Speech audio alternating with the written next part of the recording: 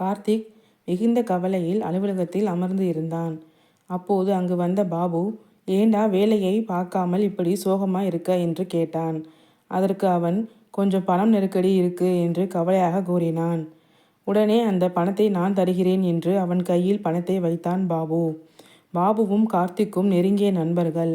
அதனால் அவனும் பணத்தை பெற்றுக்கொண்டு கடனை அடைத்தான். சில நாட்களில் பாபுவின் நடத்தையில் கார்த்திக்கு வித்தியாசம் தெரிந்தது. கார்த்திக்கை உதாசனப்படுத்துவது போல் ஏளனமாக பாபு நடந்து கொண்டான்.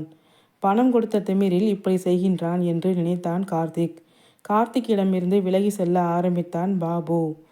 தான் பெற்ற பணத்தை திரும்ப தராததால் பாபு இப்படி நடந்து கொள்கின்றான் என்று கார்த்திக்கு பாபுவை விட்டு விலகிவிட்டான்.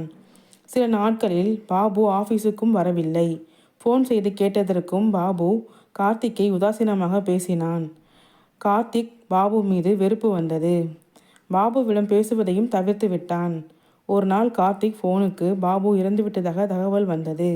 அவன் ரொம்ப ஓவராக ஆடினதுனால கடவுளே அவனுக்கு இப்படி ஒரு பரிசை கொடுத்துட்டான் என்று நினைத்து கொண்டு அவன் வீட்டுக்கு சென்றான். அங்குதான் அவனுக்கு ஒரு அதிர்ச்சி காத்து கிடந்தது. அவனுக்கு கேன்சர் இருந்ததால் அவன் தன்னை சுற்றி இருந்தவர்களிடம் விலகி வந்தான் என்ற உண்மை அவனின் தந்தை மூலம் கார்த்திக்கு தெரிய வந்தது. அது தெரிந்த பின், நாமே நம் நண்பனை தவறாக நினைத்து விட்டோமே என்று கார்த்திக் மிகவும் வருத்தப்பட்டு நொந்து கொண்டான். பின்பு ஒரு கடிதம் ஒன்றை பாபுவின் தந்தை கார்த்திக்கிடம் கொடுத்தார்.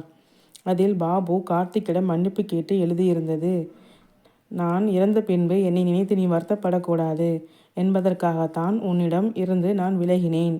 கடுமையாகவும் பேசினேன். நீ எப்போதும் என்னுடைய நெருங்கிய நண்பன். நான் உன்னை அவமானப்படுத்தியதற்கும் கடுமையாக பேசியதற்கும் என்னை மன்னித்துவிடு நண்பா என்று எழுதியிருந்தது. அதை பார்த்து கார்த்திக் கண் கலங்கி அவன் காலை பிடித்து அழுதான்.